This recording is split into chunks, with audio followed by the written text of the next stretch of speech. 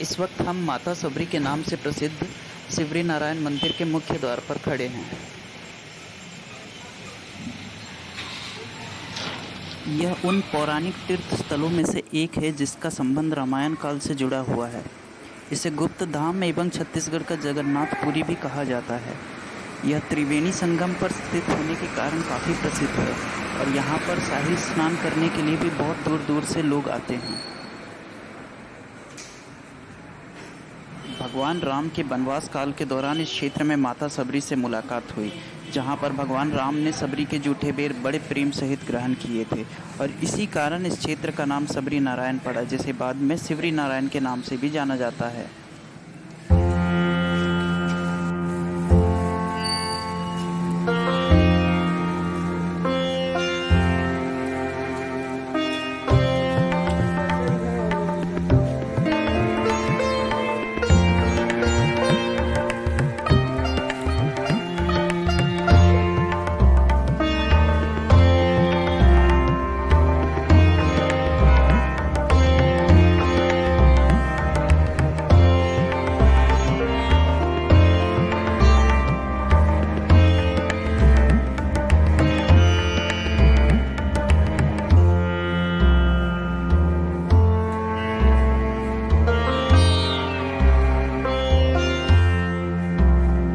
लगभग 12वीं सदी में निर्मित इस प्राचीन मंदिर में एक कुंड है जिसे रोहिणी कुंड के नाम से जाना जाता है। यह जमीन से काफ़ी ऊपर होने के बावजूद भी पानी से हमेशा भरा रहता है और भगवान राम के चरण इसमें डूबे रहते हैं। इस जल को अक्षय जल कहते हैं और यहाँ की मान्यताओं के अनुसार भगवान के दिव्य स्वरूप के दर्शन मात्र से ही मोक्ष की प्राप्ति हो जाती है।